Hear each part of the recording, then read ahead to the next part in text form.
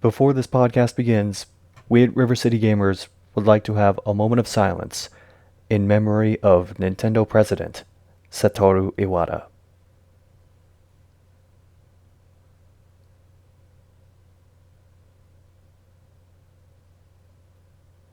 Thank you.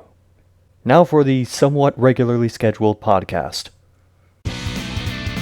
Welcome to the new River City Gamers Podcast, hosted by SCXCR and Well Unreal 007, as well as many other members from the River City Gamers website. Stay tuned for all the gaming news, new pickups, and everything else we feel like talking about on the River City Gamers Podcast.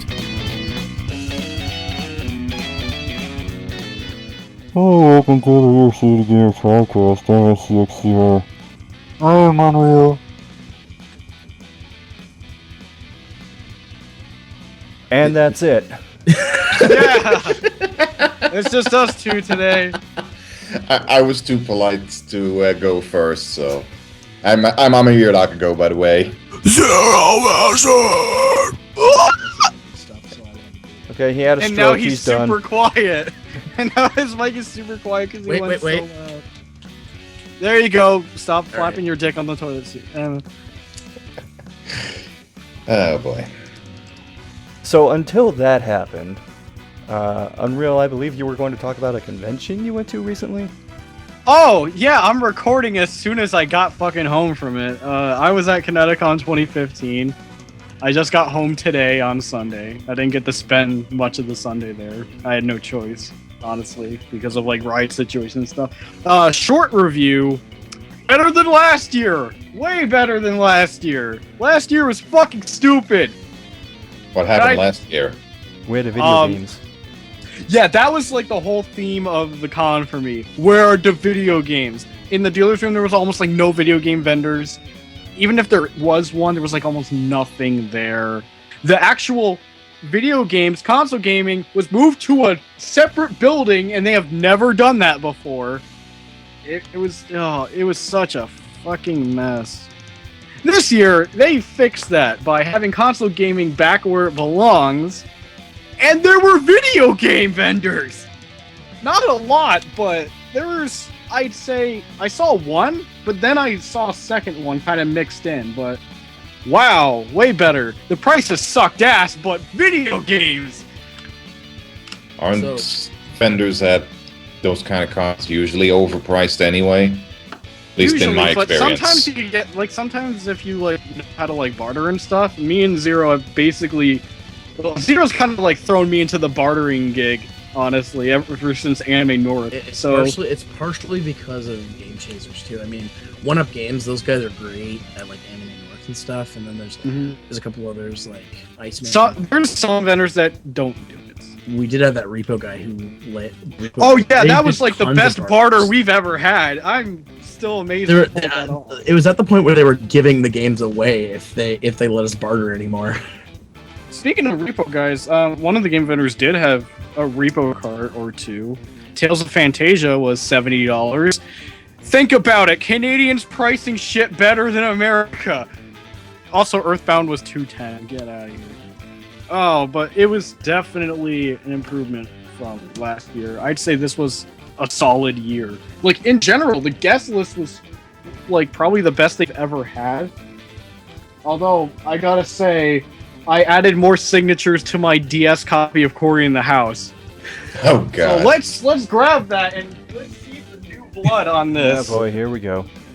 Okay, we've got, I forgot. Antfish, I had him sign it. Oh, cool. Yeah, because Team 4-Star was there, but I ran an Antfish, like, whatever. Who else did? Carlos Ferro. He is so sick of our shit. Oh, I could tell. And I forget who he is. He voices Dom in Gears of War. All right, that guy. He's the guy that, like, well, I would, at least with me, I would bring one thing that he was in, and then just throw in this bullshit. If you were there, he'd probably just shoot you, dude. Yeah, probably. And unlike everyone else, he signed in silver. But the crowning jewel, it cost me $20, but I had Jason Narvi in gold sign Cory in the House. What was that? Skull. From Oh. Adventures. Okay. Yeah, he was there.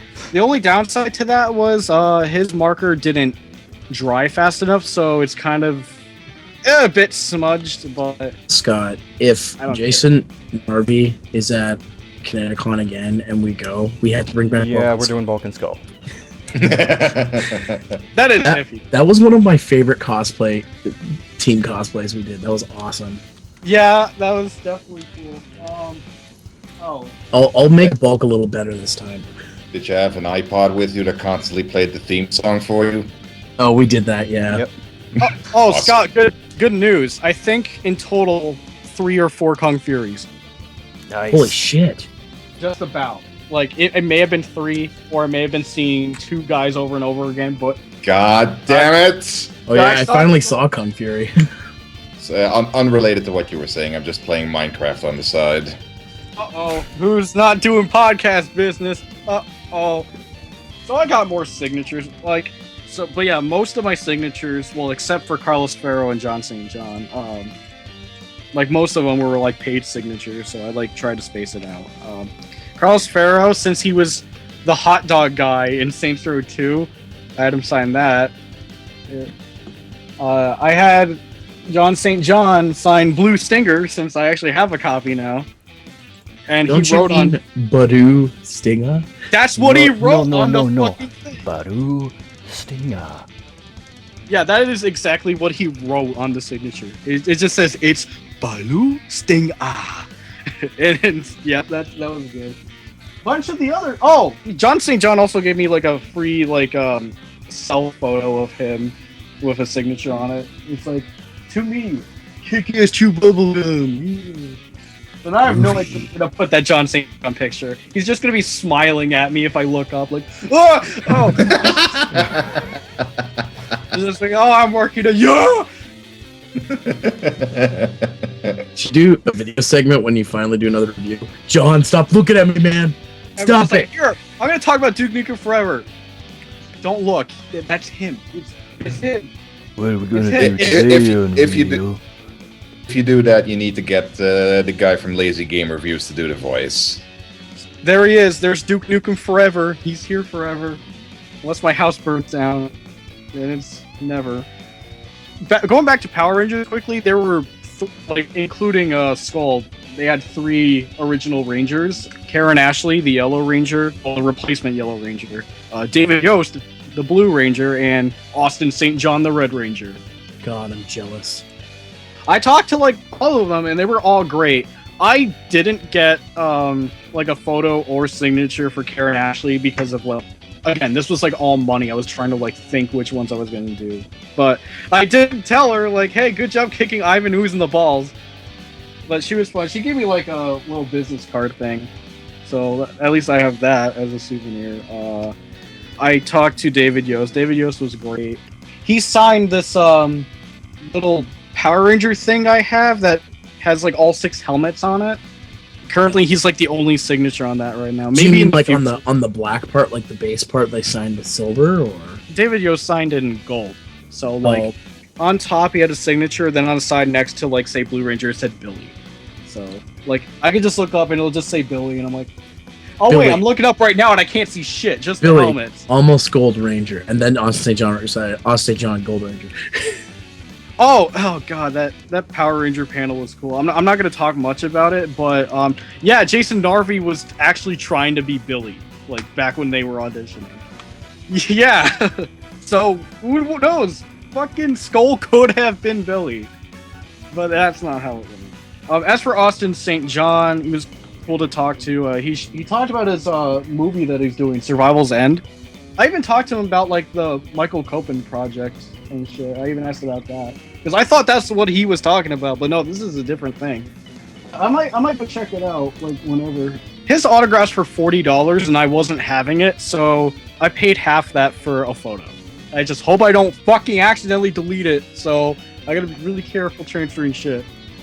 Other guests include DC Douglas, Albert Wesker himself, or the RE5 Wesker, to be more specific. He signed my copy of RE5. And had probably my favorite panel all weekend, the DC Douglas erotic fanfic panel. Oh my god.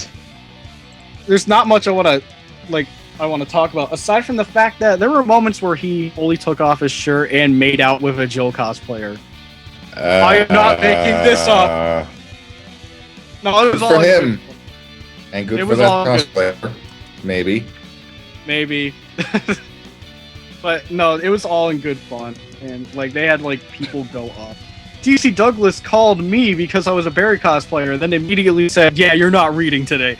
I'm like, oh. But I think that was mainly because there were like no berries. You just look at him and go, "What is this?" No, I was just like, it was like, "Hey, it's me." I'm like, "Oh, whatever." Like it was all in good fun. I don't even think I'd be able to like, considering like the people that went up, most of them, I don't think I'd be able to live up to the fucking performances some of the volunteers did. So, yeah, that was fun. There wasn't any recording allowed, but it's obviously for legal issues, and that's perfectly fine. I don't want to get this guy in trouble. Like, why would you ever? Fucking asshole. Also, thanks, Capcom. Fuck you. There was also Phil Lamar. Scott, you want to talk about Phil Lamar? I know Phil Lamar best because he was a cast member on the sketch comedy show Mad TV. In particular, one character called the UBS Guy. He was basically a really hyperactive UPS delivery guy. I have never seen that. But then Phil Lamar's been in pretty much everything, so I'm not surprised. Yeah, you might have also heard him in Marvel Ultimate Alliance, I think it was, where he voiced Black Panther. He's been in a lot of stuff. Yeah. Futurama, he was Jack and Samurai Jack. I already mentioned Vamp from Metal Gear Solid. Yeah, I actually had him sign MGS4, but I had him, like, in particular, I asked him this, and he's like, to me, Phil Lamar, in quote, the UBS guy. Hell, he played in Pulp Fiction. He played the guy that gets shot in the face by John Travolta. Mm-hmm. Phil Lamar was really cool. He liked when I brought up Will Sasso to him, though, so that made me smile. He had a Q&A, and that was a really good Q&A.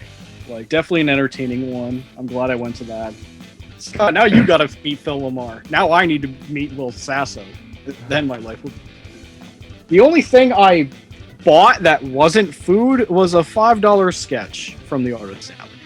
That's it. No video games, no nothing. But this con had video games, so it was fair trade. I just had no money. What was the sketch of? Character from regular show that I asked. It was just a commission. I'm like, yeah, $5 sketch commission, I'll take one. I would have gotten another one, but considering how long it would have taken, and since I had to be like dragged away earlier, or else I would not have to ride home, I'm just like, oh, well, I'm keeping my remaining $5 for nothing then. Whatever. Mine or no, amiibo prices were fucking terrible. Never buy amiibos at cons. Because I know someone did, because some disappeared, and I'm like, oh, go fuck you. Did you really pay $80? You could have stopped at cons, and I still would have agreed. Yeah, I mean, what's even more funny, there were two vendors that separately had amiibos, and this one vendor that was mainly the Japanese import stuff were all priced better than the other ones, but still not prices I would want. That's sad that there's two vendors and one was infinitely worse. Holy fuck.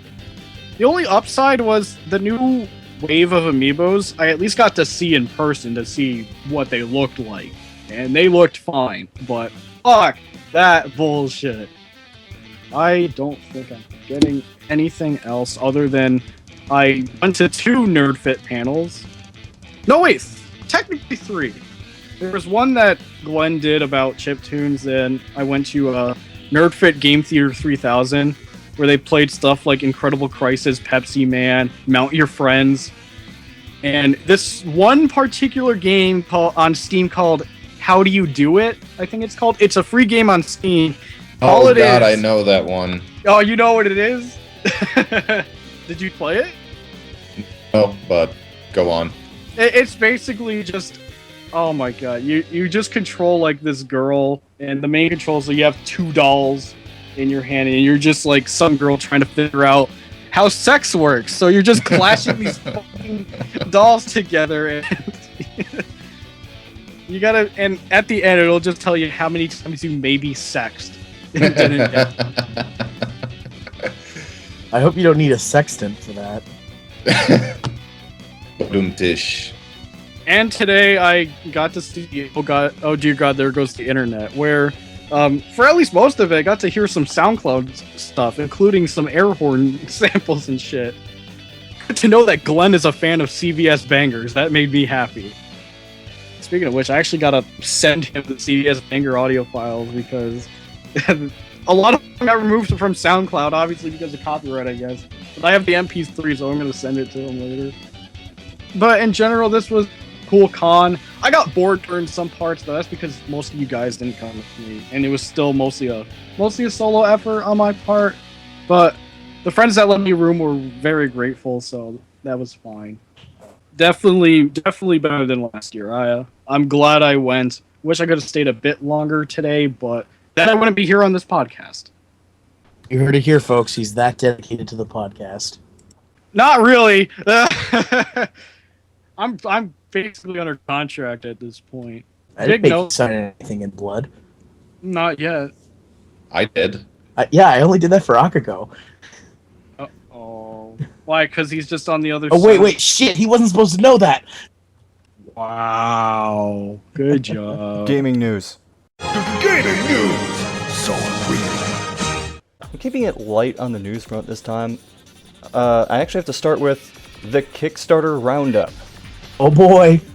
First off, there's Shenmue, which by the time this podcast comes out, we'll only have like 2 or 3 days left on it. Obviously, that's funded. It's currently sitting at 53,000 plus backers and $4.7 million, so no worries about that. In Exile Entertainment had a Kickstarter for a 4th entry into The Bard's Tale, and that got funded as well. Sweet. And then Inafune came in. Oh, here we go. And he's kickstarting something called Red Ash the Indelible Legend. AKA not Mega Man Legends 3. It's not Mega Man Legends. And at the same time, he's kickstarting Red Ash Magic Cicada. I have no idea if I'm pronouncing that right. That's the anime, isn't it? Yeah, that's the animation. Both these Kickstarters launched at the same time. So, for anybody who's wondering, yes, I did back the game, but not nearly as much as Mighty Number 9. I only opted for a digital copy because Mighty Number 9 isn't even out yet, and I'm like, I don't want to miss the boat on Red Ash if it's good, but at the same time, I'm not prepared to. It seems like an odd move for them to launch these Kickstarters when the game is still a ways off. I actually got into an argument with somebody about this or something, and I basically said, saying I only funded it because Infinite's name's on it, and I'm like, well, he's made good games, so I know what I'm getting from it. Yeah, it's partially because, I'm hardcore about Mega Man. It's my favorite game franchise. But at the same time, it's like, if this was some nameless company I've never heard of, probably wouldn't have put my money towards it. And rounding up the Kickstarter news, Unreal. Oh, what? Which Kickstarter is this? We have to talk about Zero Gravity AX. Oh no! No, fuck that. No, I refuse. But fuck you that. must. Oh wait, is that the? It's the thing that immediately got canned. Quote unquote immediately. And I quote, Zero Gravity AX will be the spiritual successor of the fastest and most iconic racing games of all time. By which he means F-Zero.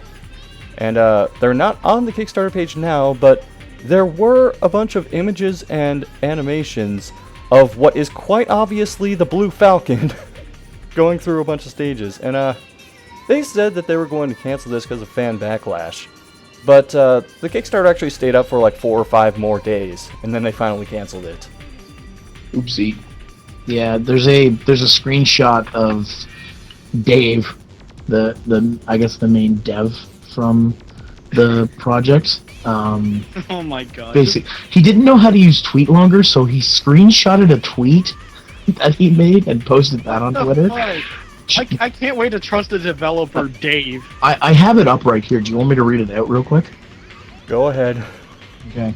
We are going to cancel the project. duo to the big amount of negative, without an E, feedback, and the decision about the Blue Falcon and the copyright made our decision easy.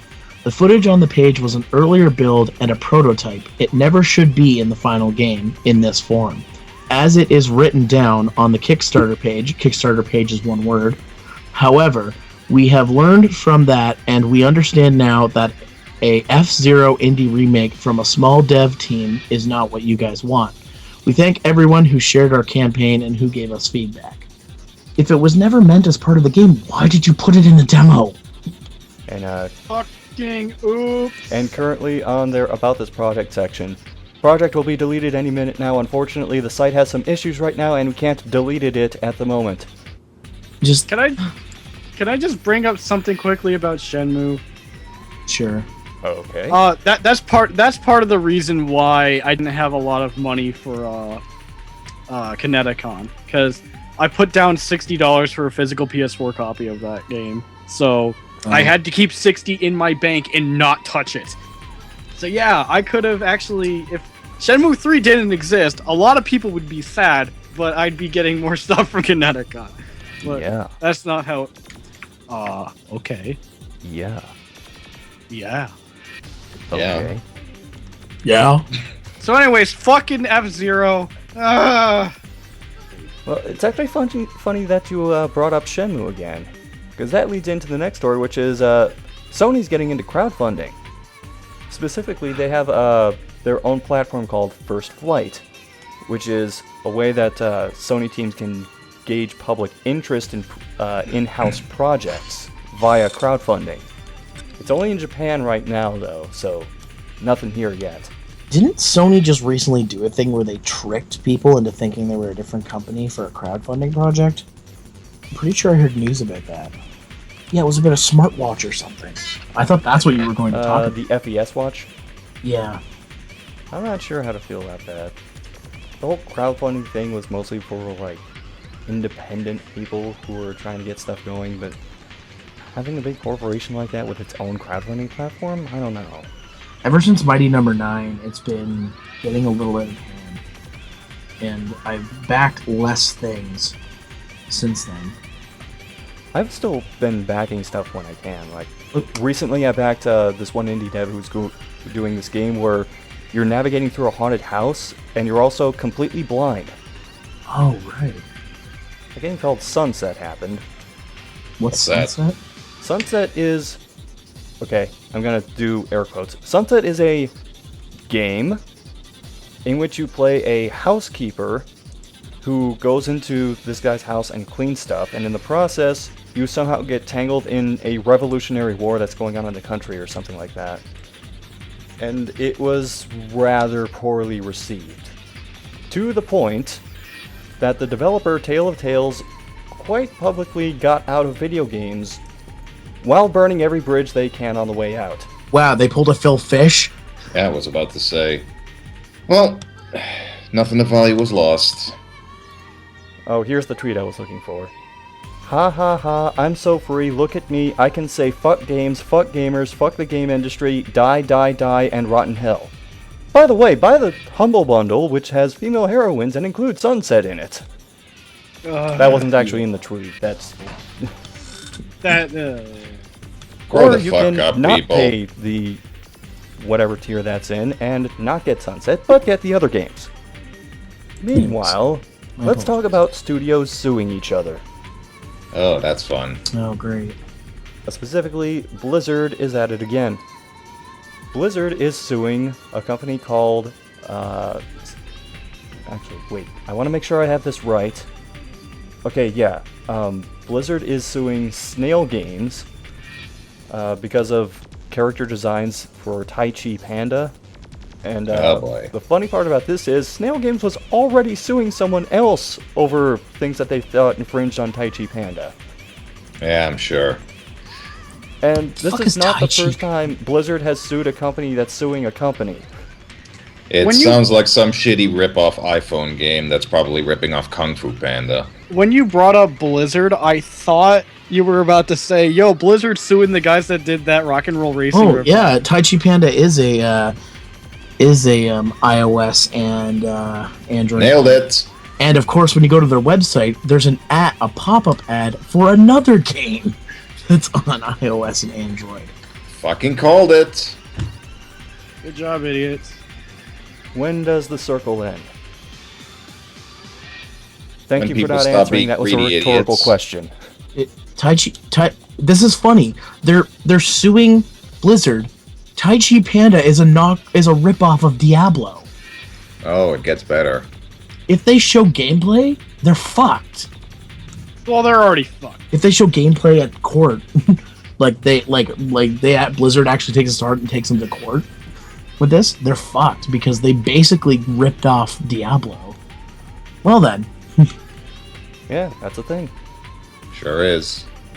Meanwhile, since we haven't talked about it yet, Nintendo. What did they do? It's not what they're doing so much as what they're not doing. Oh, I know. Namely, they're not publishing Devil's Third. Devil's Third is a rather violent-looking game from Itagaki. It's going to be released in Europe, at least, that we know.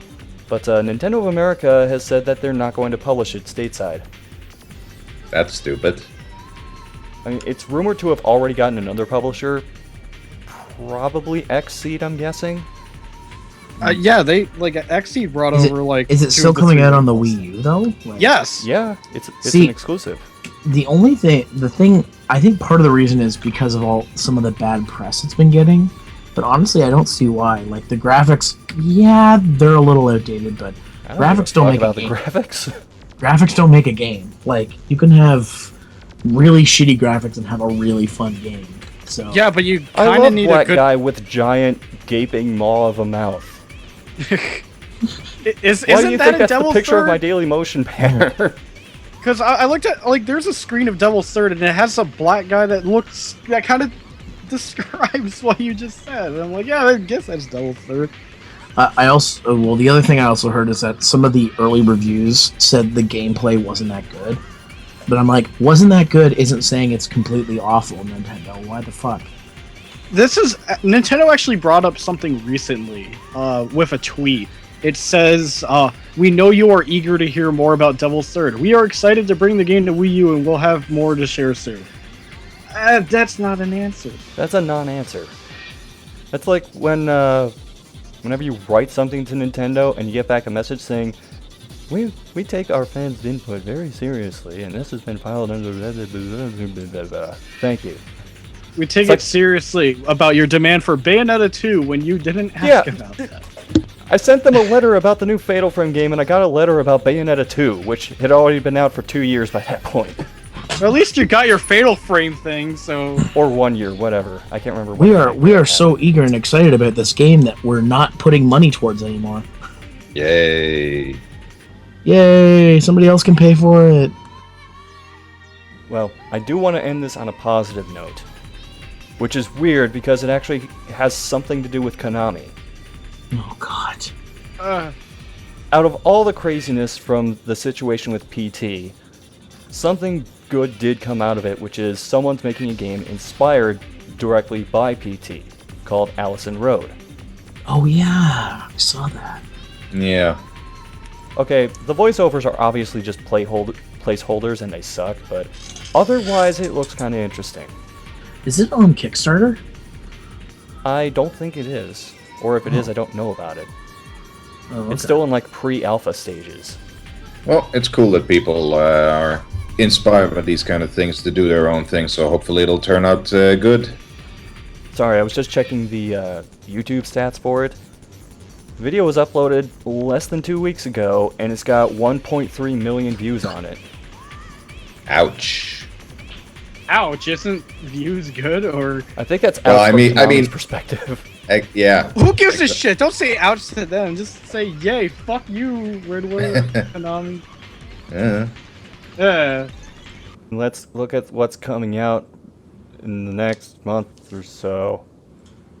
Okay, honestly, this is kind of a dead spot for releases, because it's mostly like sports games, and who gives a shit? Can't wait till we get some sports fans on this podcast to go, "You fuck." Sports fans are dirty casuals. They don't listen to podcasts about these things. I know one thing that's coming up next month that I am really goddamn looking forward to. Oh, go right ahead. Army Krog, the spiritual successor to the Neverhood. Oh yeah, shit. That soon? Yep, coming out in August. Oh wow. I backed it on Kickstarter. I'm getting a free copy plus a soundtrack. And I've been a Neverhood fan since '97, so I'm really looking forward to How much did you back, like money-wise? 40 euros. You may as well have bought the game. No.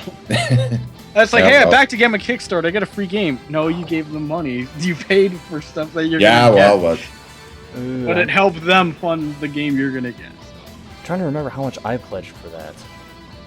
Oh, okay, here it is. I gave $90 to it. wow. Honestly, like back then, I wasn't really into Kickstarter. I was like, whatever for Mighty Number 9, and I put stuff in. But I think it was around time Ukulele and stuff came around, and then I'm seeing the successes of stuff like Shovel Knight. I'm like, okay, if there's something really promising, I'm gonna do it. Bloodstain, okay, $100. Wow.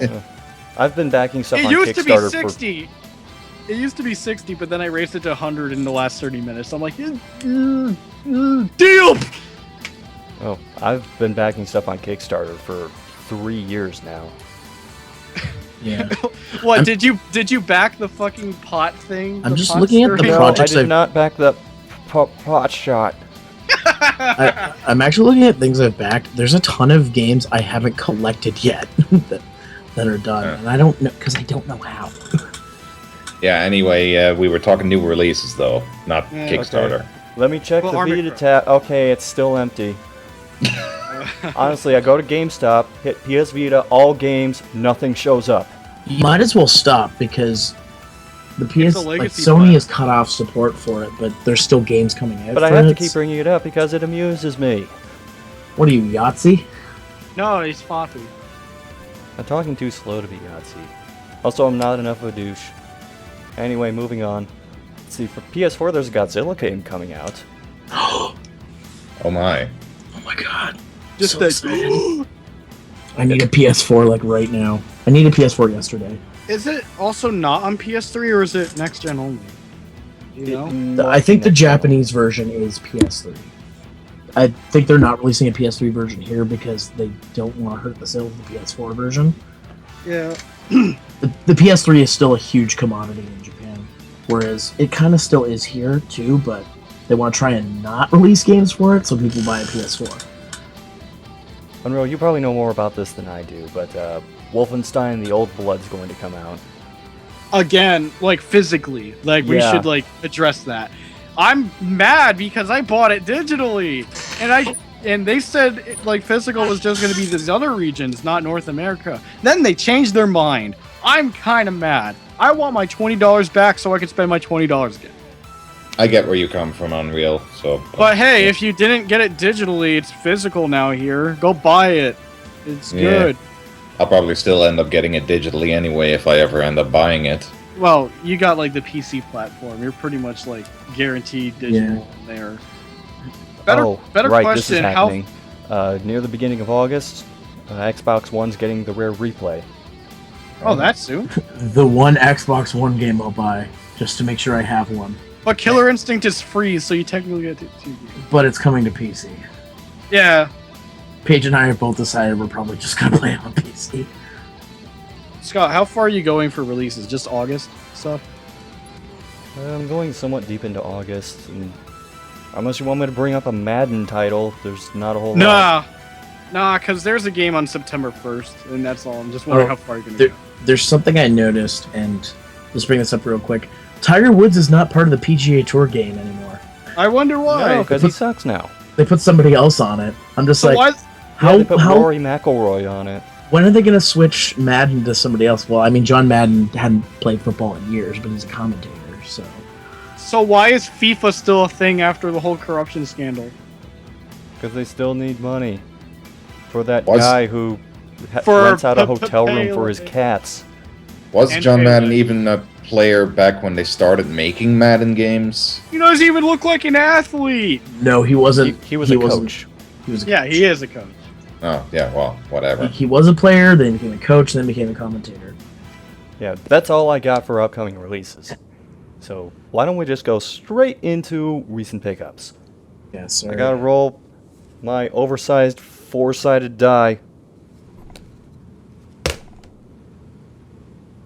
It landed on its side.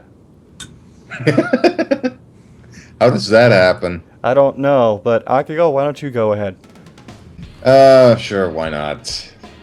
Well, I have a whole lot of pickups, considering the recent GOG and Steam sales, but I haven't really gotten around to playing most of those, so I'm not going to mention that. What I have recently picked up and played, though, was Gone Home, because a close friend of mine, the Space Quest historian over on Twitter, he has his own podcast, anyway, he got kind of obsessed with the game, so I figured now was probably the best time to check it out, especially considering it also happened to be on sale on Steam a while ago. So, in case you don't know, well, most people have, well, a lot of people have kind of called it a walking simulator. But basically what it is you play as this girl who comes home after a long trip, and she finds that, you know, nobody's home, and so you kind of wander around the home and you look at all these things that are around, like documents or pictures and whatnot. You just explore around all the rooms and you try to piece together, you know, the story that's been going on while you were away. And, you know, it's really pretty well written. It's engaging. It's got some interesting characters going on. Good voice acting too. And surprisingly emotional in places, but personally, I thought it was just okay, you know, like, I just kind of went through it, I thought, okay, that's cool, and that was the end of it, so, but I didn't go for most of the secrets or anything, especially not because I had to restart the game, because at one point I was kind of throwing around some items, trying to find some secrets, and I bugged out the game because a physics object started glitching out and reduced my frame rate to 10 FPS, so yeah. But, you know, not a bad purchase overall. I've played Gone Home too. I'm kind of in the same boat. I still like it, but I'm not going to like throw a Game of the Year award at it or anything. Yeah. Because, yeah, it's not really much of a game. Like I said, you just kind of walk around and you look at all this stuff and you piece together a story, that's it. And what story there is engaging enough, but as a game, it doesn't really have a whole lot of, I don't know, entertainment value, or it kind of does have replay value depending on whether or not you go and try to find all the secrets, but meh. Well, Unreal?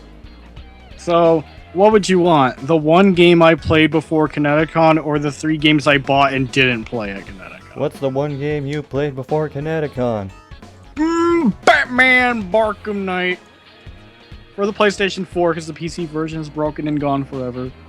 Good job, idiots. So, Yeah. theoretically, if your game worked, the game's good. It's really good. I'm just trying to contest if I like it more than City or not, and I don't think I do, but it is really great. Fuck you, Riddler, and fuck you, Arkham Origins. Is it's good, the opposite of it's bad. No. I've heard a lot of mixed reactions to it, but most people seem to agree that it is a good game. Minus, Well, of course, the problems with the PC version, which is kind of painful for me, considering I finally upgraded my PC where I could be able to run the game, and then it turns out that it's bugged to shit. So I haven't. Yeah, and it isn't your fault. So That's Yeah. what happens when you outsource. fucking idiots. Why would you ever have WB And- Games as your publisher? And They're I have to fucking ask, why terrible. would you port for the Yeah. PC version? Just make the PC version. I didn't buy it yet anyway, so no harm done. Seriously, WB Games is the fucking worst. You should never have them as your publisher. This Mortal is- Kombat X PC port. this is- Awful. this is This something game. that I have- Awful.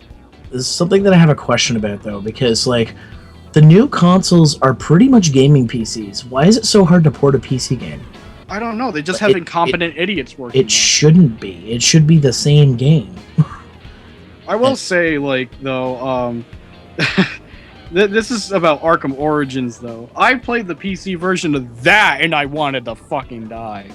Because I had, like, the most miserable experience. Most things ran well, but there were game break glitches all over the fucking place, bunch of sound bugs that happened, Deathstroke getting slam jammed through the earth and breaking a boss fight, me not being able to enter events because they didn't fucking program climbing animation for that one, or something. I don't even know what happened. Even if it did run properly, the game itself wasn't really much to write home about anyway, because it basically consists of 99% recycled assets from Arkham City. Like, I gave it a chance, and I'm still thinking about giving it a second chance on PS3, but holy crap, that PC experience was so bad. And this was, like, my brother's computer. I even had to tell him stories like, oh my god, just skip Origins, you don't need to play it! You don't need to! There's no... There's no actual reason to play it. It doesn't add to anything at all. Back to Arkham Knight. Great graphics, great gameplay. Fuck you, Riddler. But yeah, I had fun with it. So, and that's really the only game I really got to play.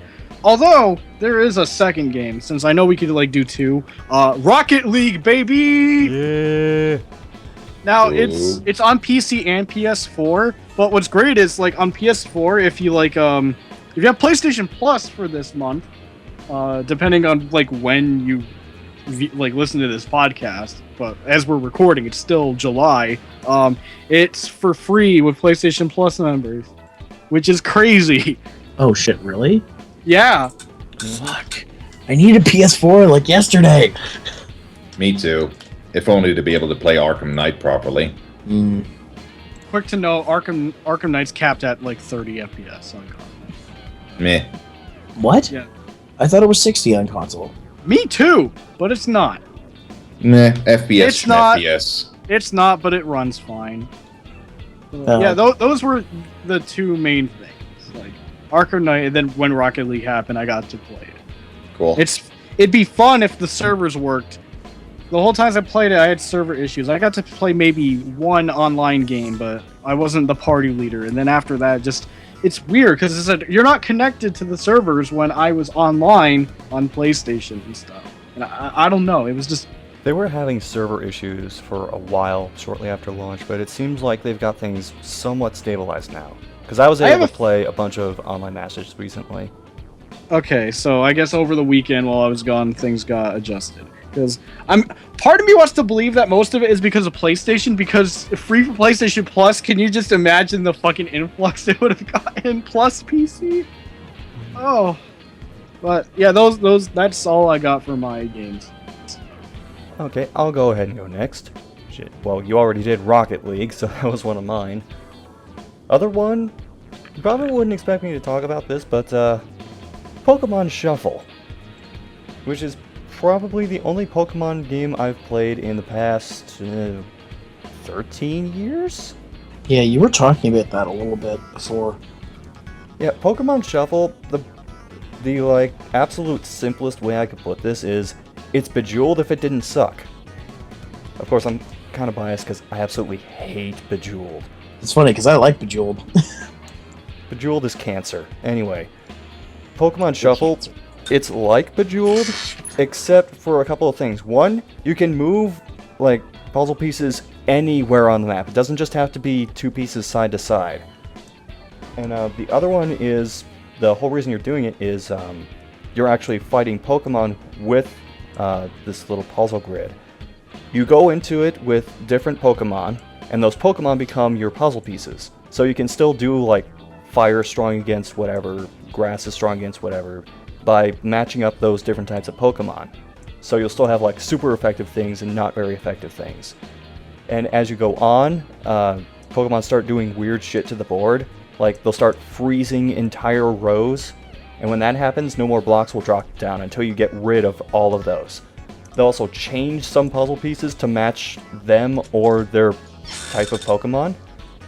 I've been kind of engaged with it so far. I mean, it's a free to download game, so no risk in it. It's supposed to be one of those things where like there are microtransactions where you can buy shit to either make things easier or buy extra moves, but I haven't paid a single cent on this game, and I'm currently up to... Well, hold on, I'm checking.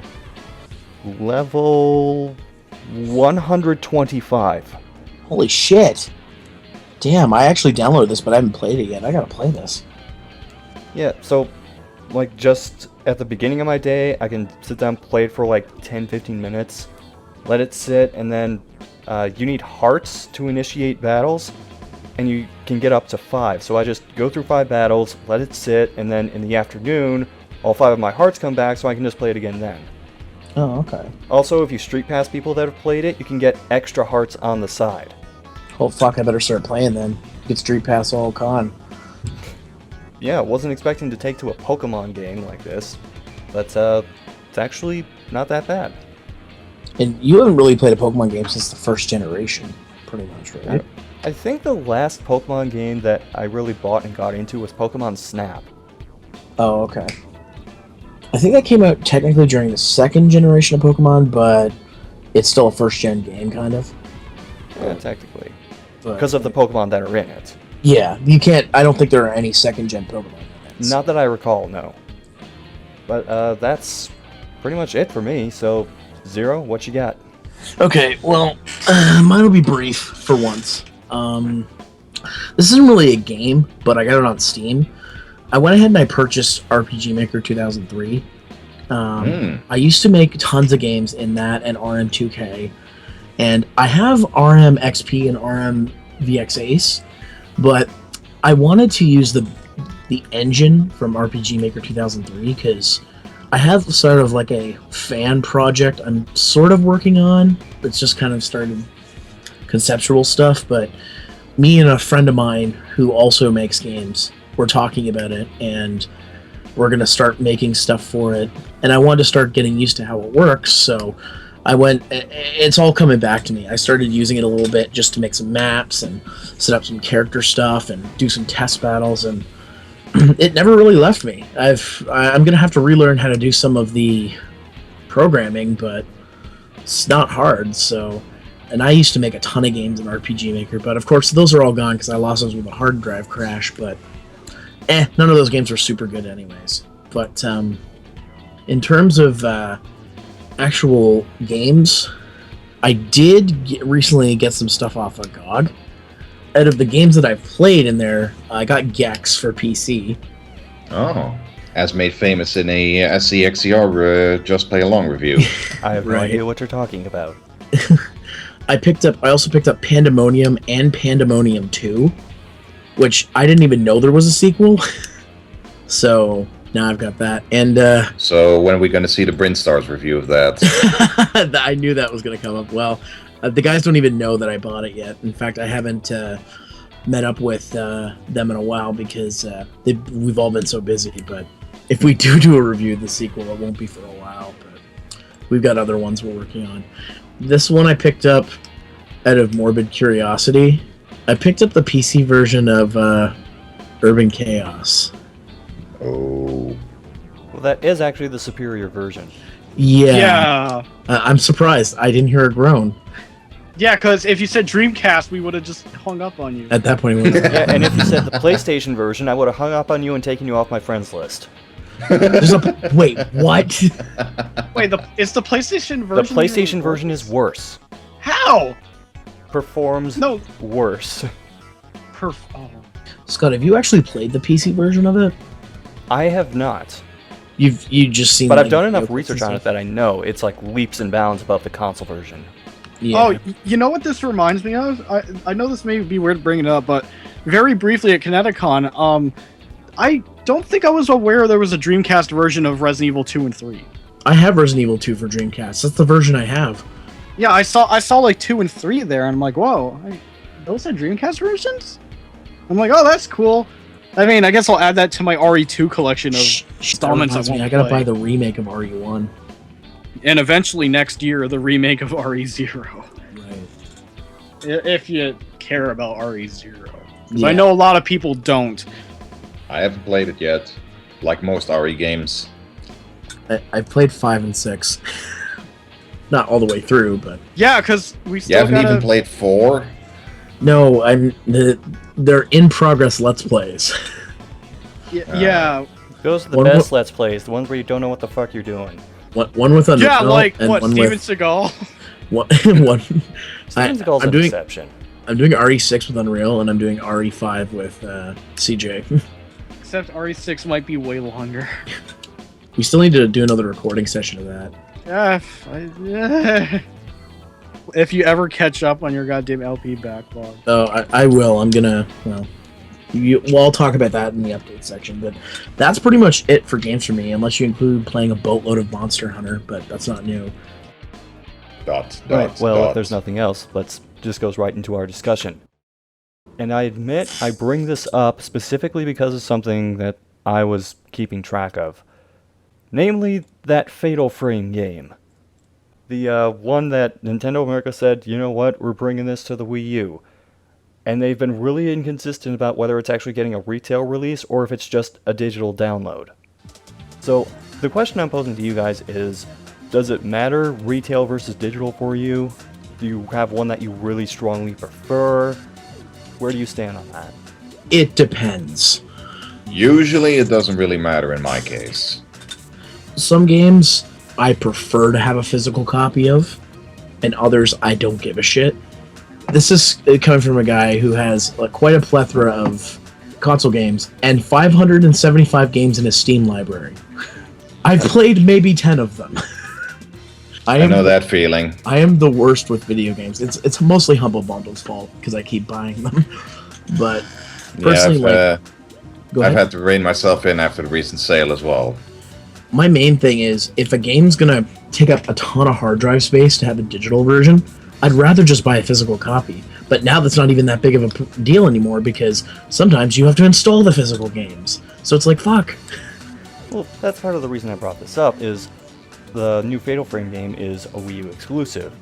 And how much space is there on a Wii U? 32 gigs of SSD. If you have the black one. If you got the white one, you're not getting video game. Yeah, but almost nobody has the white one. You can use an external hard drive, but you will lose the advantage of having an SSD if you do that.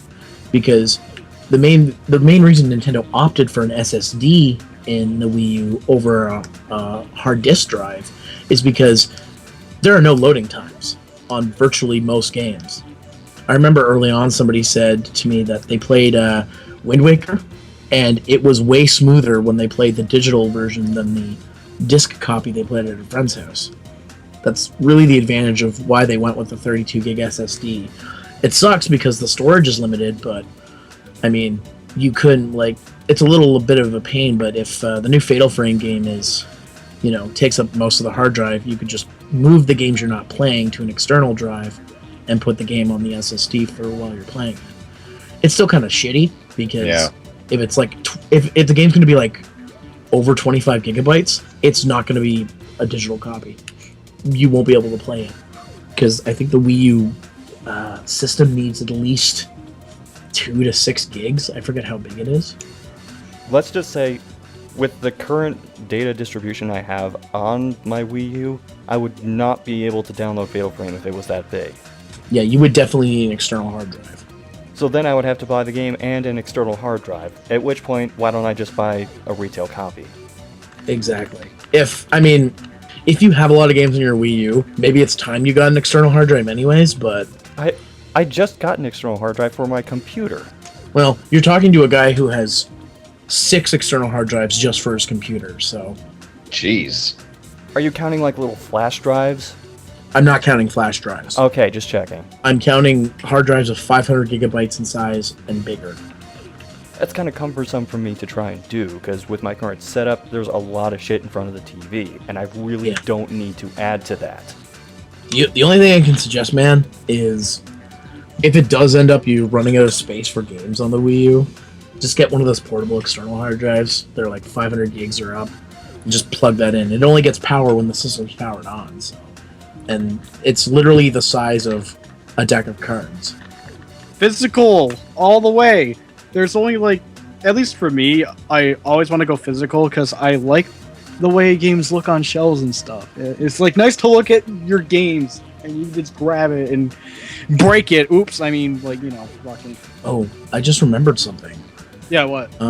Shovel Knight's getting a physical release. Yeah, and I have not bought Shovel Knight yet, so I might actually get a physical copy. Me either, and it's going to come apparently with a full color manual. So yeah, who makes instruction books? Holy shit! Apparently nobody these days.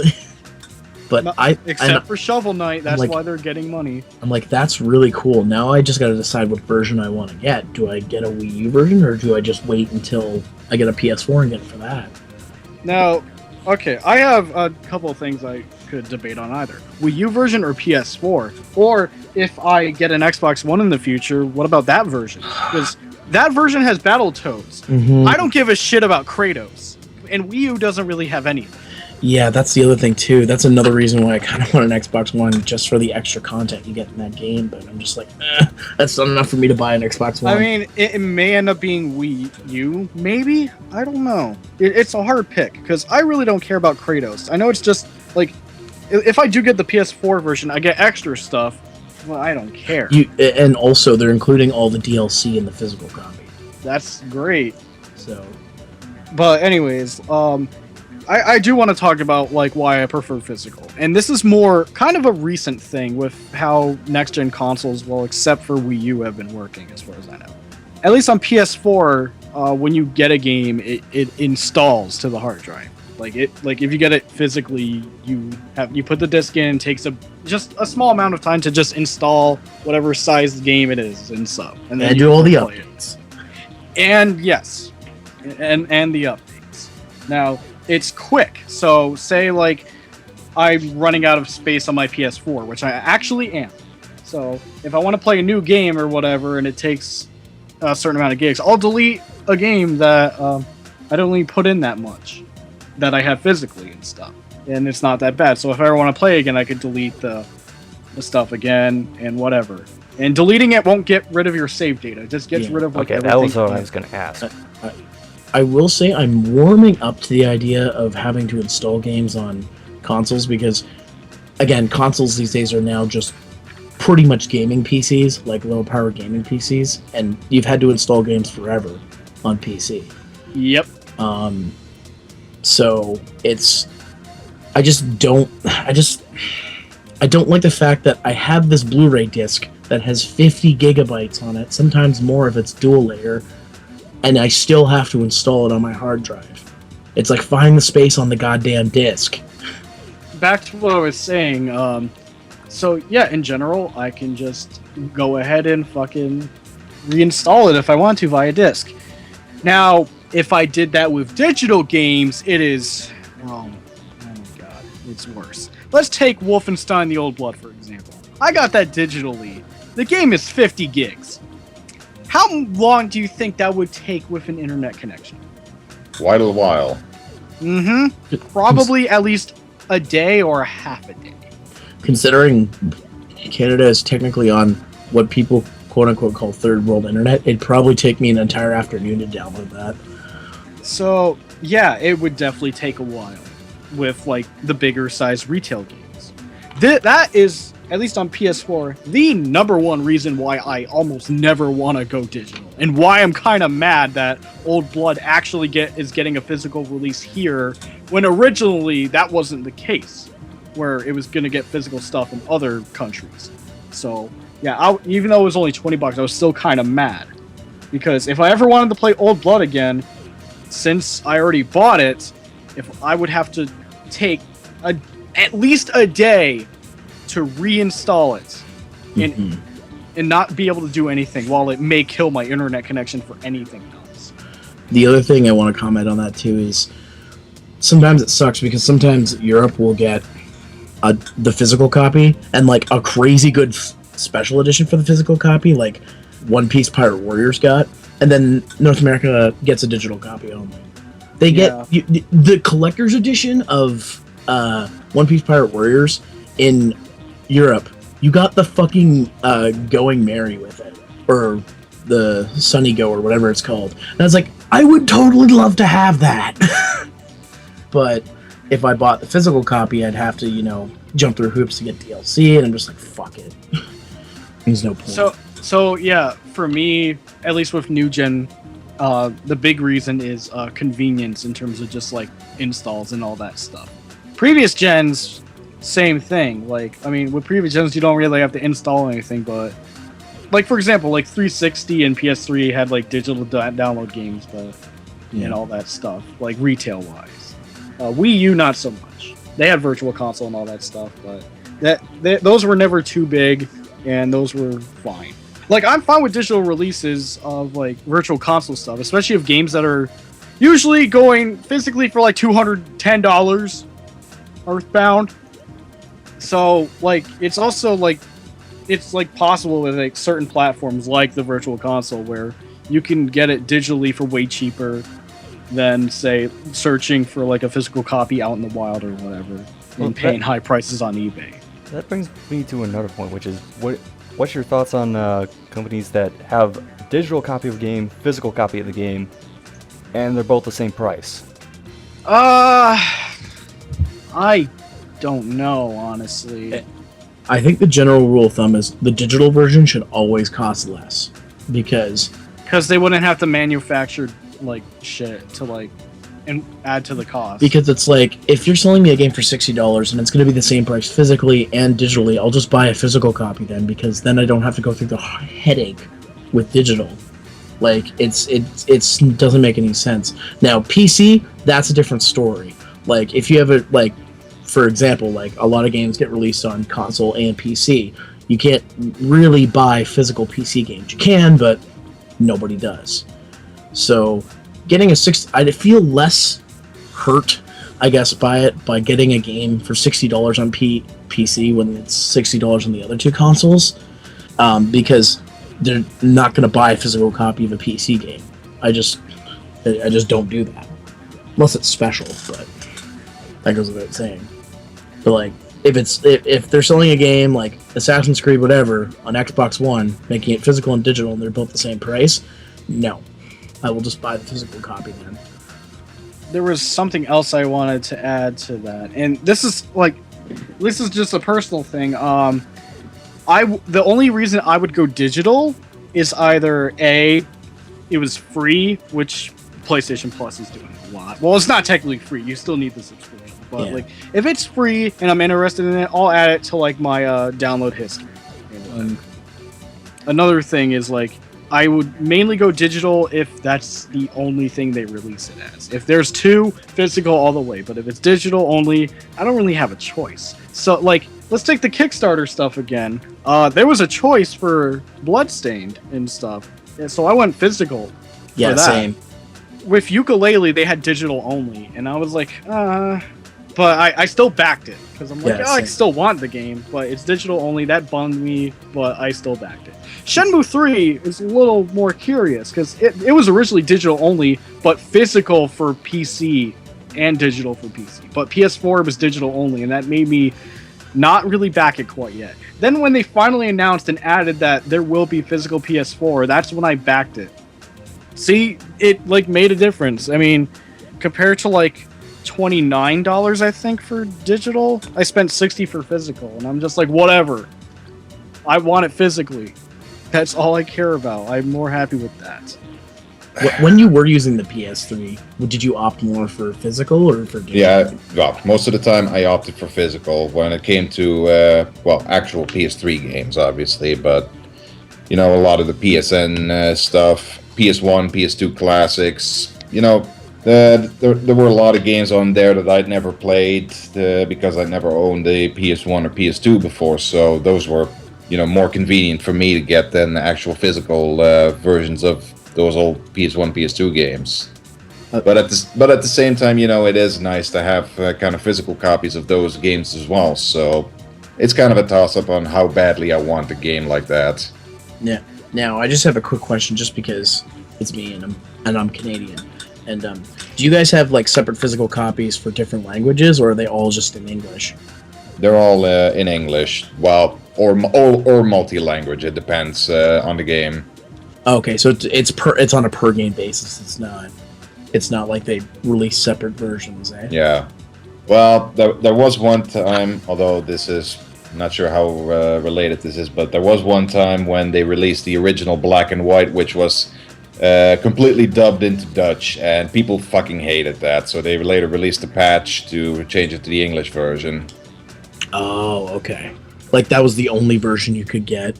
Yeah. In where you're at. Yeah.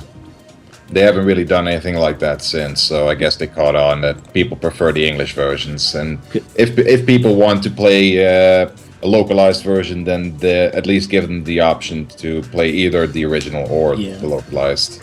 Because they did a similar thing here, because Canadian, because I'm Canadian and whatnot, and we have French is our second language. A lot of the games have to come with 2 instruction manuals, but the games are still in English. A lot of times the back of the box too will be half English, half French, or it'll be most of the time the packaging and the manuals are translated into local language, into Dutch. Though again, it varies from game to game. But yeah, like it's I don't know. I just I like my physical games, and I'm hoping they're not going away anytime soon. Yeah, but I don't usually have a lot of money to buy physical games, especially when it's the older stuff that's being offered for high prices online, and I don't have a whole lot of stuff to store. A whole lot of space to store all those physical games either. So most of the time, digital is just more convenient for me personally. Yeah, with stuff like Good Old Games and Steam, it makes for a lot of those older games that are really hard to get, it's just easier just to buy a digital copy.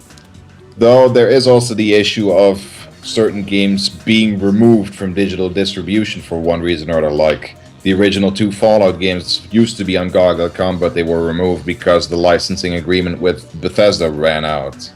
Oh, if we have the game, do we lose it? No, as far as I know, if you bought the game on GOG, then you still got to keep okay, because I have Fallout 1. It's just not... Yeah, it's not available for purchasing anymore. Same deal with the Deadpool game on Steam, because the licensing agreement with Marvel ran out as far as I recall. Oh, okay, so I can still download Fallout 1 and 2, I just can't, Yeah, people just can't buy it anymore from GOG. They're still on Steam, though. Oh, okay. Because I have those 2 I have on GOG. I have Fallout 3 and New Vegas on Steam, so... But yeah, that's also something to consider when those digital games get removed for one reason or another, and... Well, a recent example of that would be PT. Yeah. I was gonna say, at least Steam has it in their ULA that if Valve ever shits the bed and goes under, you'll still be able to download all your games up to a certain point, so you'll have them. Like, they'll remove the DRM from you. That's a good bit of foresight on their part, at least, then. Yeah, because, somebody like me was like half 1,000 games on Steam. And besides these are kind of isolated incidents anyway, with Fallout and Deadpool and PT. I was just more talking like if Steam went down completely, then they'd... Yeah, but how likely is that going to happen with how much cash Gabe is swimming in nowadays? Oh my god, he's probably got 3 pools full of it. He's swimming around. But hey, yeah, you never know. But whatever. Like I said, they thought of that, so we don't have to worry about that too much. But yeah, as for me, it just kind of depends on what's more convenient for me personally, and usually I tend to go with downloads when it comes to PC games. Like, I'd go on to PC, but it falls into line of, well, it's pretty much digital all on there, so whatever. But if I always had a choice, physical. It's just more, for a guy that also likes collecting, it's just more fitting. Yeah. Honestly. Right, well, I believe that brings this discussion to a close. Which means it's time for viewer questions. Dun dun dun. And we actually have a fair amount to go through. There's like a boatload of them. Yeah. And surprisingly, none of them are from me this time. Yeah. Anyway, let's just dive right into these. We call him Paul Blart, but Streffen Battles has 2 questions. He says, based on E3's previews, what are your most anticipated releases for 2016? For me, XCOM 2. I love the original XCOM Enemy Unknown and the expansions, and this looks like good, more the same but better. So, Hang on, I gotta get my E3 papers out again to remember which ones are 2016 games. Right. yeah, that was pretty much the only one I remembered as well. But it just suddenly popped into my head, so I thought I'd mention it. Okay, assuming it comes out in 2016, No Man's Sky. Oh yeah. I haven't seen a lot of that, but I hear it's interesting, so who knows, I might be keeping an eye out for that. For me, mostly anything from Nintendo that's coming out in 2016. Well, not everything, but What do we got coming from them? a lot of stuff like I believe Mario? Star Fox is coming out. This year. Mario. Oh, it's coming out this year. Oh, okay. Yeah. Mario Maker's coming out this year. A lot of the ones are coming out this year. Xenoblade is this year, so I can't say that. Xenoblade is this year. Fuck. I will say Last Guardian. They said 2016 for that. Oh, yeah. The other one I'm looking forward to is I think it's 2016, but I could be wrong. Is Fallout 4 2016? I almost thought you said no. Fallout That's 420. coming out. That's coming out this year. And I think in almost thought October. Oh, for God damn it! I almost thought you said like Fallout 420, and I'm like, what? What about Doom? I think it's 2016. I Okay, don't think there's a date Doom. for it. I'm just gonna say that. I wanted to say Doom, but I wasn't sure if it's coming out next year. They didn't say this year, so that's why I didn't. Now I want to see in the new Fallout game a Vault 420 where everyone just smokes weed every day. No, but it's funny. I own all the Fallout games the main series ones, but I haven't played any of them. And 4 got me hyped to actually start. I've played 1 and 3, though not in that order. I guess I'll add No Man's Sky as well for me. I don't know if it's 2016 or this year either. Deus Ex Mankind Divided. Maybe. I don't know what the release date is. And I tried playing the first Deus Ex when I got it for PS2, and I was like, eh. I really enjoyed what was it called, Human Revolution, but this one kind of looks like more of the same, and not necessarily in a good way like XCOM 2. I forgot one. Assuming it comes out in 2016, the new Nier game. Yes, that reminds me. I need to fucking play Dragon Guard 3. I don't think that will come out until maybe 2017. Okay. I played. It's just like a working title unless they work super fast. Then you kind of want to worry, but I need to get the first Nier game because it's part of the Dragon Guard series, and I played Dragon Guard 1 and 2, and I own 3, but I don't own Nier. I need to play Dragon Guard 3 as well. I never knew there were that many Dragon Guard games, but then I don't play RPGs, so what do I know? Well, I don't play a lot of RPGs. Like I said, I have played Fallout. The first Dragon Guard's pretty much a harder Dynasty Warriors. The second one kind of opens the world up a lot. And from what I understand, the third one is it's kind of a fusion of the first 2 games, but there's a lot more to do in it. He actually has a second question for me, I guess. For SCXCR, how long is your Patreon thing viable for? Until they tell me I can't do it anymore. Pretty much. And there's more to his thing. Like he said, he listened to podcasts and watched Smash videos for years. He'd like to contribute once he's done with some financial things. And he's really stoked for the conclusion of Bloody Roar. Well, that makes one. I do have something I want to bring up, and we can decide to cut this if we decide it's not ready. We have been talking about a lot of things updating for the site, including a site-wide Patreon, but we're going to do things like get the site updated first before we go for that, because I thought of doing Patreon at once, and I'm like, well, that's not really fair. I'd rather have the entire site be part of it, and we haven't decided what we're going to do with it, but we do have some ideas for like rewards and stuff, so this is very, very early on. I'm thinking like way down the road, so. In the meantime, give your money to Akago's Patreon. I welcome any and all contributions. Patreon.com/AmiRakago. I haven't actually backed a Patreon, but yours was the first one I considered. Oh, thanks. So if you see some money from Canada coming in, that was me. I'll remember that. Okay. Next question. It's from Ernst Tokes. Hope I'm pronouncing that right. What was the most memorable encounter with someone famous, YouTube or otherwise, that you've had? I was just gonna say getting photobombed by Liker. Oh man, can we talk about multiple cons and shit? Oh fuck. Oh, I did not get to fucking tell you that. I just remembered. It's minor, but this happened at Connecticon. I was in an elevator with George Takei. Whoa. What should I say? Oh my. I just stood right next to him. It was just me and a couple other guys with George Takei. Did you say anything to him? Yeah, I asked him if he was enjoying his weekend, and he pretty much said, "Oh man, I've been so exhausted." Like he actually talked like that. And yeah, for being like, Sweet. cons are exhausting for guests and shit. So, but yeah, and of course, as soon as the doors closed, one of the other one of the other people there was just like, and that's how I met George Takei. Yeah, as soon as the door closed, they kind of like screamed out, just standing there smiling, like, oh my. I didn't say that, but yeah, I don't want to say that was the most memorable, but that question made me remember that happened. My hotel roommate friends apparently got in the elevator with Nichelle Nichols though. So that was the other Star Trek thing, but I got George Takei, so that's fine. His signing line was huge, though. Yeah, I don't doubt it. But hey, not many people say, "Oh, I was in the elevator with him."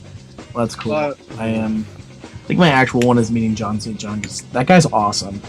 Yeah, honestly, I don't want to pick one because there's so many. John St. John was awesome. All the guests I met at Connecticon were awesome. Meeting 3 of the best friends in Canada was awesome. Especially this year when Wooly fucking came out with the Jet Set Radio group. Oh my god. I have yet to work on that con video. That'll be in 5 years. But when it goes up and she sees the Jet Set Radio part, she'll cry. I should just give my stuff to you because I don't have enough for a video. Don't give it to me. Nothing's gonna come out. Well, then if you're taking so long, just give your stuff to me and I'll have it done in a week. No, my editing style is different from yours. Mine crashes more often. But I really can't say most memorable because there's so much. There is a lot that I can't pick a single one.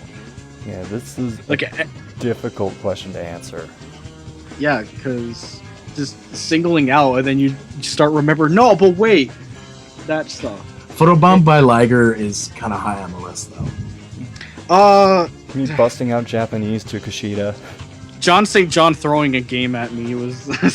Oh yeah, he give you he gave me the PC version of Duke Nukem Forever. After a panel, he's just like, yo, and he just throws it to me. Because before the panel, one year, I think this was his first year there, when that happened. We talk about Duke Nukem Forever, and he's like, you know what, you're really honest and shit, so I'm gonna just give you a free copy. And I'm like, for real? Fucking for real? It was pretty crazy. Fun fact, my laptop cannot run that version. So I tried. It ran like shit. Well, we'll work on getting you a gaming PC so you can finally play it. Yeah. Subscribe to my Patreon that does not exist and never will. Or the River City Gamers one when it happens. I have a few that I could do for this one.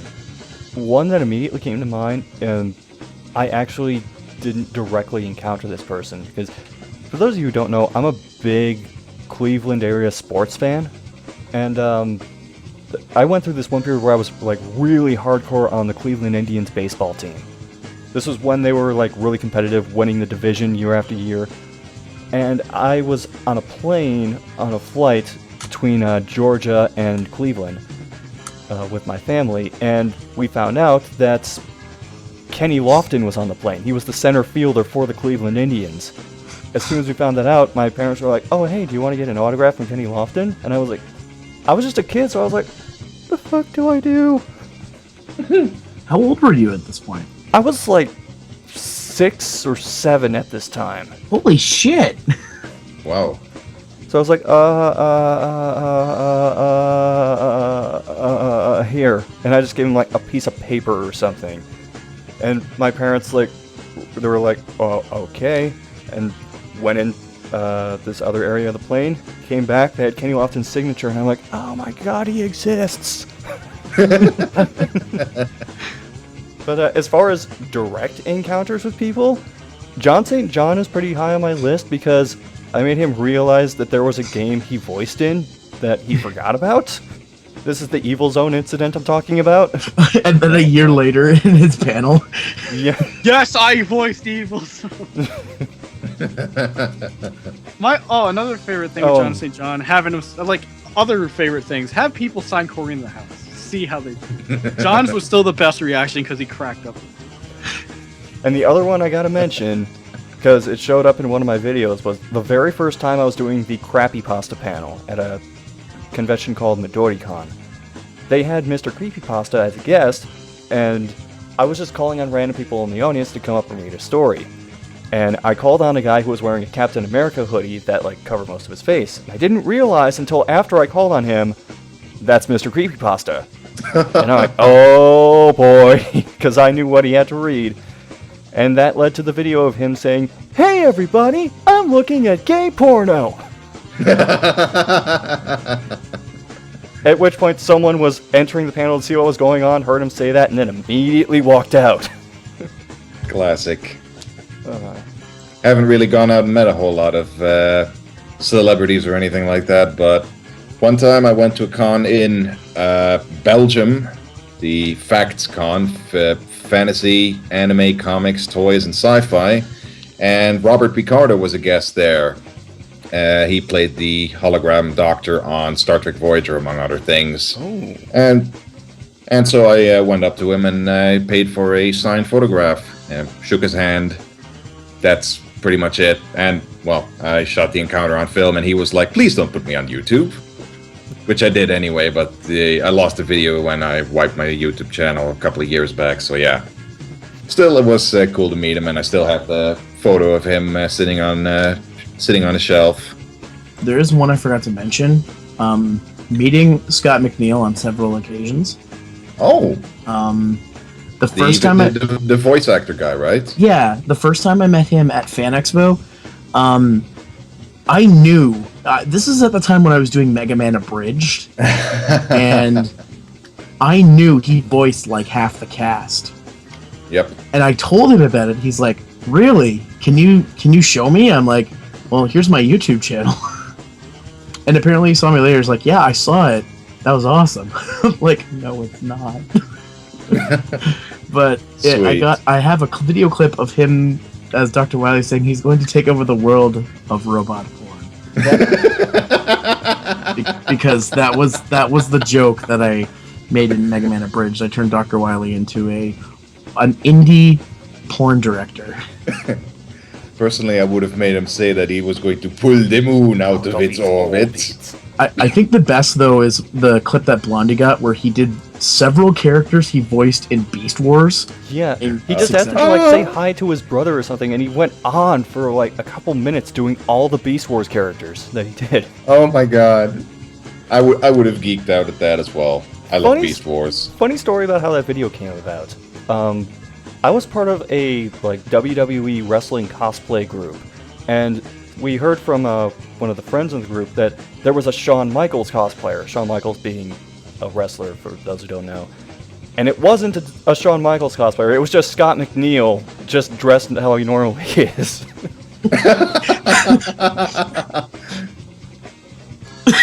Like, he usually wears a cowboy hat or something, right? Yeah, he's got the cowboy hat, like sleeveless vest, jeans.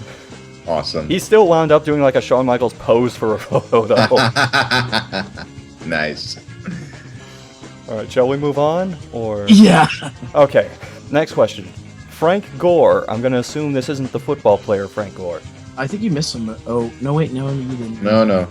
I know it's a long list, but...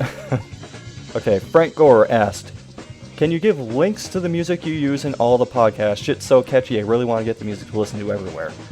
Listing it's going to be difficult to do for every podcast, but I can tell you, for the opening of the podcast, just type in the words River City Ransom cover, it's the very first result. It's like a medley of a bunch of different River City Ransom songs that the guy did covers of. Yeah, it's the song that I used for the RCG site trailer when the site launched. So, and I made the intro for the podcast, so that's why we used that song. So, the gaming news music is called Hurricane Hub. It's from a game called Rage Racer. It's also one of the Ridge Racer games. So, Ridge Racer. The upcoming releases music is Sophia's theme from Battle Arena Toshinden 2. The recent pickups music, it's called Forces of Nature. It's the character select music from the first Bloody Roar game. Discussion topic music is the shop theme from F-Zero GX. The viewer questions music is an instrumental version of the main theme from House of the Dead Overkill. The video updates, which we'll get to, is Let Mom Sleep from Jet Set Radio. And the ending for this podcast is going to be Disco Incinerator from Roundabout. I'm gonna need you to send me MP3s of these because whenever I edit the podcast, it's obvious because I use a different font and I use different music.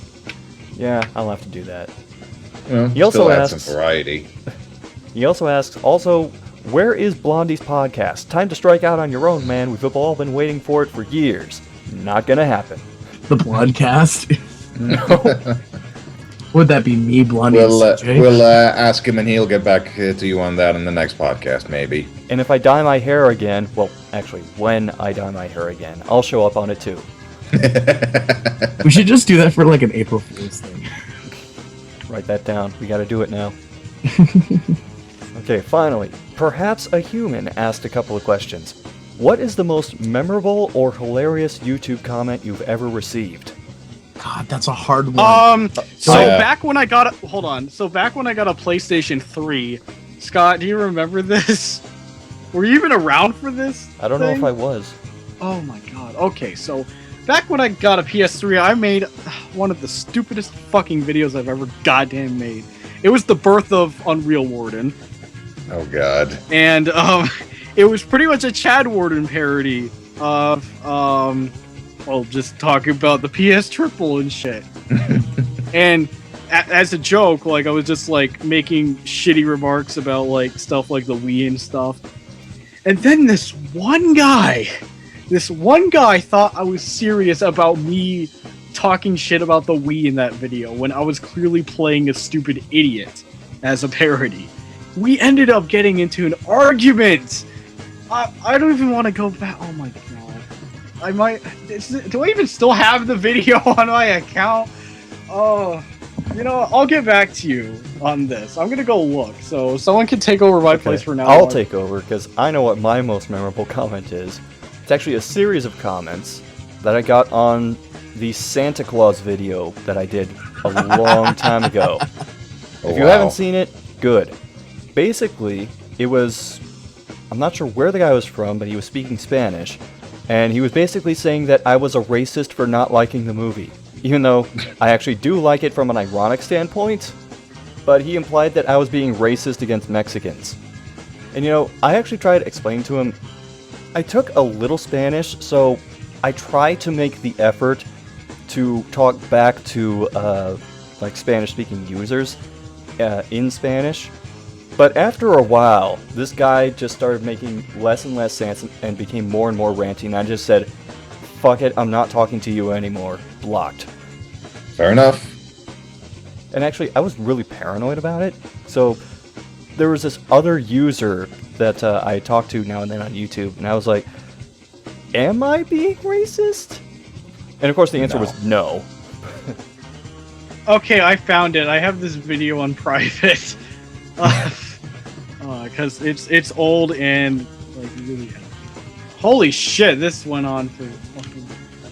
Oh, and this guy apparently still has a YouTube account. Oh my god. Okay, I'll just read it to you. Wait, actually, no, I can't. How fucking long is this? I mean, this was back in 2008, so having it adjust to like the newer YouTube format is not working out too well.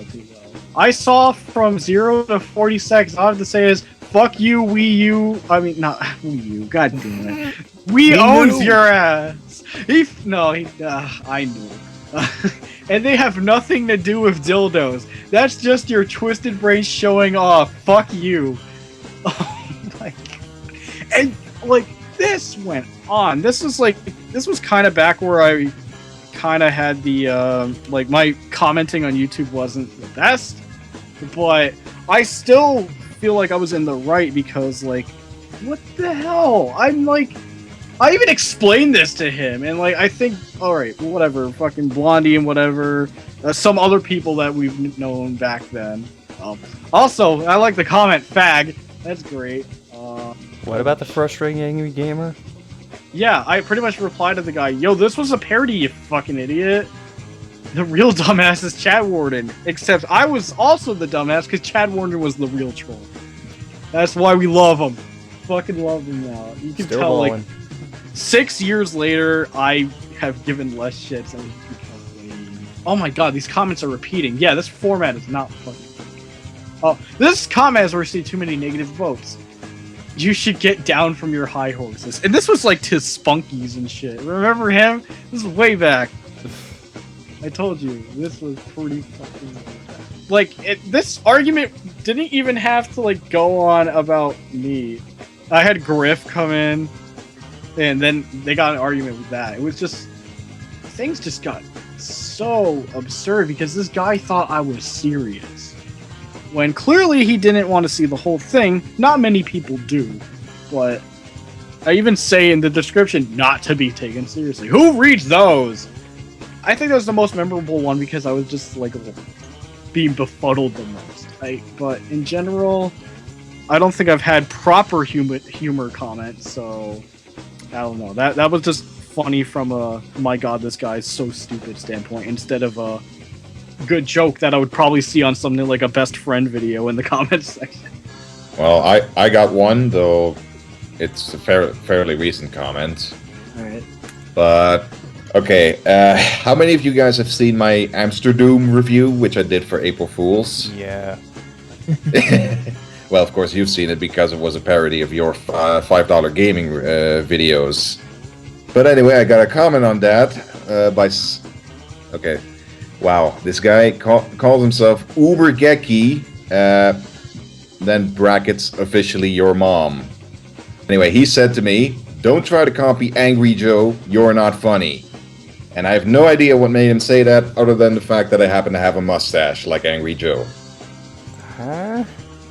Yeah, exactly.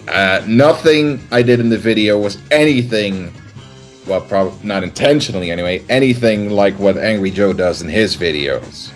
So, I can only assume that the fact that I have a mustache and do video game reviews prompted him to compare me to Angry Joe.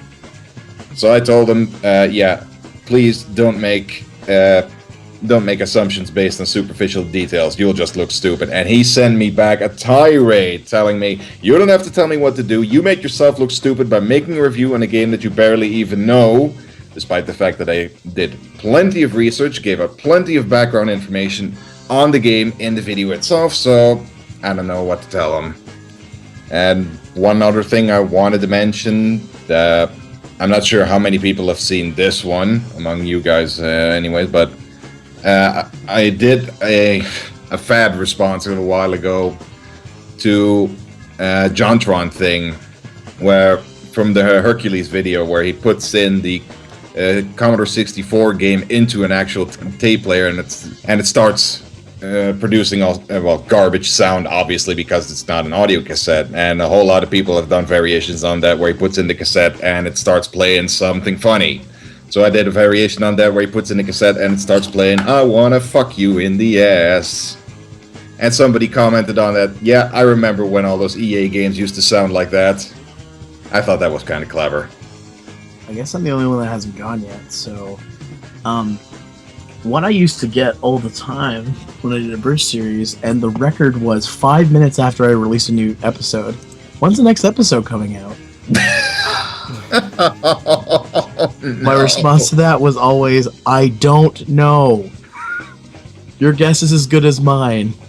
The only other thing I can think of, like, I was trying to look through my old Abridged channels, because I still have them up, see if I can find some hilarious ones, because I always had some hilarious comments on those videos. But I can't find any of them right now. But one thing that I've been getting a ton of comments on, and it's always the same comment, is I did a one-off review on the Zatch Bell card game, for Henshin Time, because I got the cards for like nothing, and I have a ton of people asking me where they can get them and how they can buy them off me, and I'm like, I went to Toys R Us and they were in the bargain bin. I didn't know Zatch Bell had so many fans. Well, it did at one point. But it's just like all the time. I'm like, what? Like, really? There's that much of a demand for Zatch Bell? Wait, you're still getting comments on that now? Yes. Oh my god. I made that video like over a year ago. Is Zatch Bell even still around? No. Okay. The anime ended like a long time ago. Yeah, that's what I thought. Didn't know the fan base was still sticking around. Alright, perhaps a human also asked, which Stanley Kubrick film do you wish had a video game adaptation? The Shining. Well, personally, I'd go with 2001 because I'm a sci-fi guy, and I don't know, it could be interesting where you kind of have a realistic space game. Would you want it to be like an adventure game though? Or? Maybe. I have no. I'm not comment sure on what this kind one. of game it would be, but you could do something interesting with that kind of thing. Yeah, I don't have a comment on this one. I honestly wouldn't know. I haven't seen much of Kubrick film. So I know what my answer is. I am Spartacus. Spartacus was Stanley Kubrick? Mm-hmm. Okay, but it actually just popped into my head. You could possibly also make a game out of A Clockwork Orange, maybe, considering that's about kind of people kicking each other's asses. Although I've never seen the movie, so I don't know how accurate that statement is. And then there's a really long period where you're just strapped into a chair. Oh, you're making me watch other Stanley Kubrick movies. No. So I might as well throw this out there too. Full Metal Jacket. Yes. Crossover with Metal Slug. Full Metal Slug. Well, you could even have Arlie Ermey in that, considering he's still alive. Every time you rescue one of the soldiers, instead of saying thank you, they just go, "Do you suck dick?"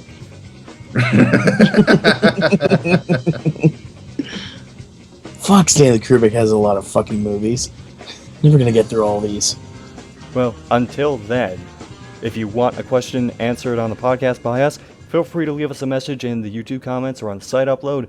You can also send us a message or comment on Facebook for us, facebook.com/RiverCityGamers. But for now, let's get into video updates. And Zero, why don't you start us off? Starting off big here, I see. So people might have noticed that I've been pretty productive the last month or so. I had this trend going on where I want to try to get out one toy/figurine review a week, one vlog type review a week. Those are low priority, so probably not. And at least one game review every 1 to 2 weeks. Like I just released last night when we were recording this, my the 5th amiibo time on the Link amiibo from the Smash series. So next week I'm alternating between those. So next week means I'm going back to Henshin time instead of amiibo time. So, and I've filmed the next one. I just need to write the script. I have 3 game reviews in the works. 2 of them are, one's a beta, one's an alpha. So those are going to be on beta as and alpha as. And another one is, I haven't really started much with it, but I'm slowly working on it. Power Plays is going as normal. Almost all the Anime North stuff is done. The last of the Anime North stuff is going up this week. Just in time for Con Bravo. Because I'm going to bring my Wii and my Wii U with me again. For the big game reviews, the next one I'm waiting a bit to work on.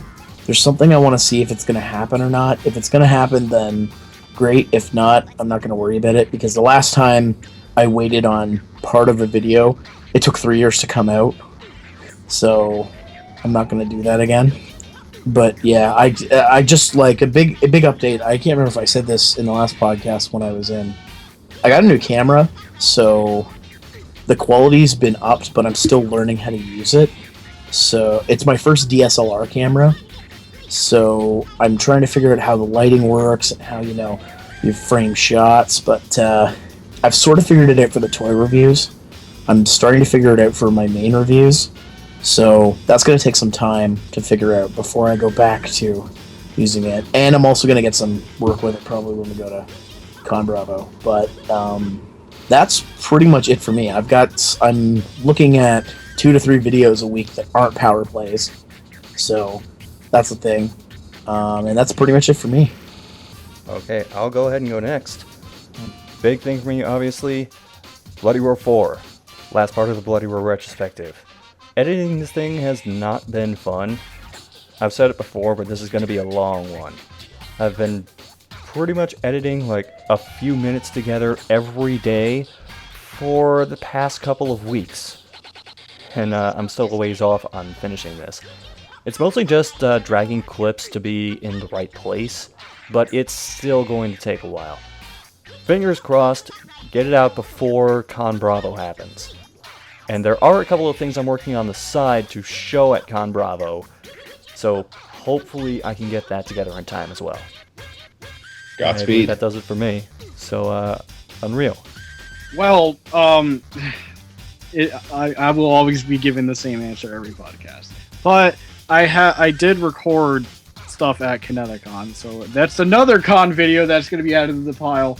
So that's pretty much it. I've got really nothing right now. Okay. Buy my DVDs. Sorry? No. I said buy my DVDs that don't exist. Alright, and finally, Akigo.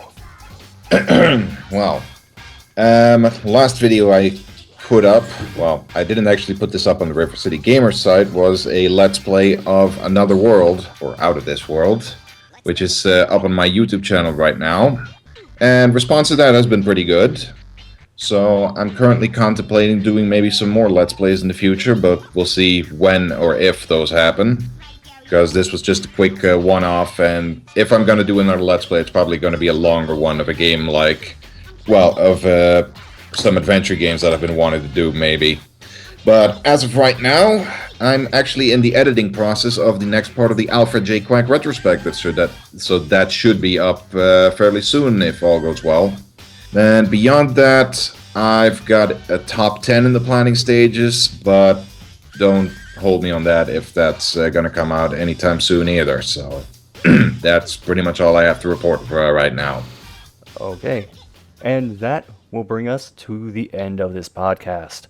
Once again, I'm SCXCR. I am Unreal.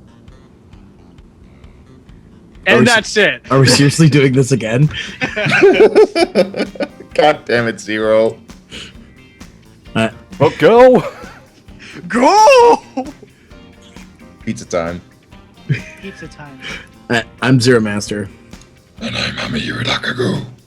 And I'm gonna hang that picture of John St. John on my wall and get freaked out in a video. Please do.